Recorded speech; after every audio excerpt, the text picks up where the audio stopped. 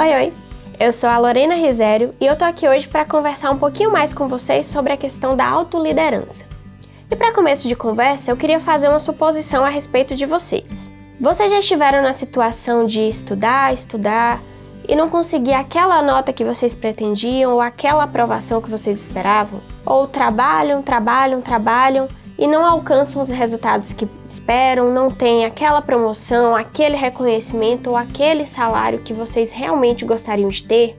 Eu imagino que se vocês se identificam com alguma dessas situações, provavelmente também já vivenciaram cansaço, desânimo, desmotivação por conta de não ter aquilo que esperavam ter e terem se esforçado tanto para conseguir. E eu gostaria de dizer aqui para vocês como a autoliderança pode nos ajudar a encontrar um equilíbrio entre o esforço que nós fazemos, a energia que empenhamos nisso e os resultados que nós obtemos. Fica comigo até o final desse vídeo, que eu acredito que o que a gente vai falar aqui hoje pode te ajudar, hein?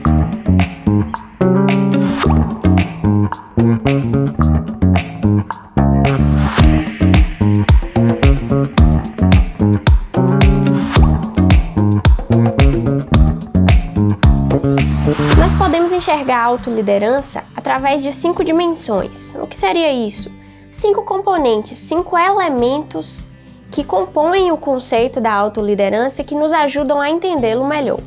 Um primeiro elemento é o significado. E significado também pode ser entendido como propósito. Quando a gente trabalha com propósito, a chance de a gente se sentir satisfeito e realizado com aquilo que a gente está fazendo é muito maior. Por quê? Propósito não é uma simples conquista, não é um simples resultado dos nossos esforços, das nossas ações. Propósito, na verdade, é o fruto do autoconhecimento. Então, à medida que a gente se conhece, que a gente entende quem a gente é, o nosso porquê, a razão de a gente estar fazendo as coisas, é muito mais provável que a gente também encontre satisfação e significado naquilo que a gente está fazendo. E é tão comum a gente ver pessoas insatisfeitas com seu trabalho, com sua profissão, com o curso que escolheu na faculdade, não é? E nesse ponto aqui, eu me lembro de uma frase que o Mário Sérgio Cortella disse num podcast que eu estava ouvindo esses dias. Ele falou o seguinte, que empregos geram renda, mas trabalho gera vida. Muitas vezes a gente encara uma profissão, a gente se coloca no mercado de trabalho pensando simplesmente em obter um salário. Ou a gente se empenha na profissão que a gente já exerce, visando a um cargo mais alto, uma promoção, um reconhecimento profissional. Mas quando a gente trabalha com propósito, quando a gente não está simplesmente no emprego, mas a gente está exercendo um trabalho que faz sentido pra gente, o resultado disso é vida, é satisfação, é realização pessoal. E falando em propósito, tá aparecendo aqui em cima um outro vídeo em que eu conto sobre como eu descobri o meu propósito e como eu acredito que posso te ajudar a também descobrir o seu. Uma segunda dimensão da autoliderança é a visão positiva.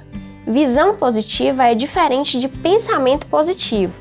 Pensamento positivo acaba sendo algo meio mágico, né? Algo místico, enquanto visão positiva tem a ver com a forma como você se posiciona e encara a sua realidade.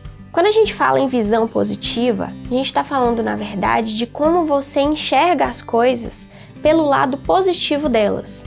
Por exemplo, obstáculos, desafios, a gente sempre vai encontrar pelo caminho. Só que quando a gente os encara com uma visão positiva, a gente os enxerga como oportunidade de crescimento.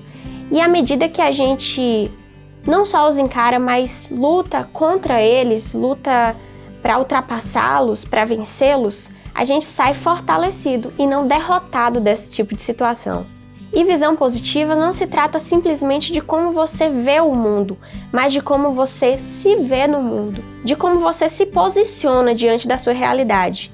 E se você não viu ainda, tem um vídeo aqui no canal que fala mais especificamente sobre isso. É um vídeo sobre locus de controle. Eu vou deixar o link para ele aqui na descrição do vídeo. Se você tiver interesse, dá uma olhadinha lá depois, tá? E sobre essa dimensão da autoliderança, é interessante a gente perceber o seguinte, que a forma como a gente se vê influencia muito na forma como a gente se posiciona diante do mundo. À medida que a gente passa a se enxergar sob uma visão mais positiva, a nossa autoconfiança também cresce. E se a nossa autoconfiança cresce, a gente também se torna mais forte e mais capaz de enfrentar os obstáculos de uma maneira mais proativa e com uma possibilidade maior de aproveitar a oportunidade para crescer. Um outro componente da autoliderança é o gerenciamento de energia. Mas o que seria isso propriamente dito? Gerenciamento de energia tem a ver com aquilo que você faz para obter uma alta performance nas suas ações. E alta performance nada mais é que o resultado do equilíbrio no uso das fontes de energia que você tem. Aqui, a gente precisa perceber que os excessos só nos prejudicam, mas que o uso estratégico e equilibrado da nossa força, da nossa energia, o estabelecimento de prioridades, vai nos permitir um melhor gerenciamento não só da nossa energia, mas também do nosso tempo e um melhor aproveitamento de tudo isso para a obtenção de uma performance melhor também nas nossas atitudes. Então, quando a gente fala de gerenciamento de energia, a gente precisa refletir sobre como a gente tem usado as 4 fontes de energia principais de que nós dispomos e pensar sobre como nós podemos administrar melhor o uso delas. Mas quais seriam essas 4 fontes? Primeira seria a energia física. A energia física tem a ver com a nossa alimentação, com o nosso descanso, com as atividades físicas que nós fazemos, por exemplo. A segunda fonte seria a energia emocional. Essa tem a ver com a gestão do estresse, do nervosismo, com as atividades que nós desempenhamos e que nos provocam emoções, tanto positivas quanto negativas, como é o caso do estresse ou do relaxamento, por exemplo. Temos também a energia mental, que tem a ver com o foco, com a concentração, com a forma como nós usamos a nossa mente. E por fim, a energia espiritual, que está relacionada ao propósito, à clareza de objetivos, de metas, a dedicação a uma causa, aquilo que é importante que nos move.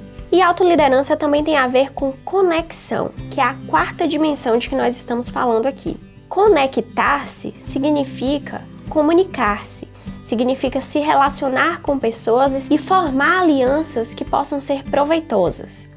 E aqui, falando de conexão, a gente deixa de pensar tanto na quantidade, por exemplo, de seguidores, de funcionários, de colegas, de amigos, e passa a se preocupar com a qualidade dessas relações. E como é que a gente melhora a qualidade de uma relação?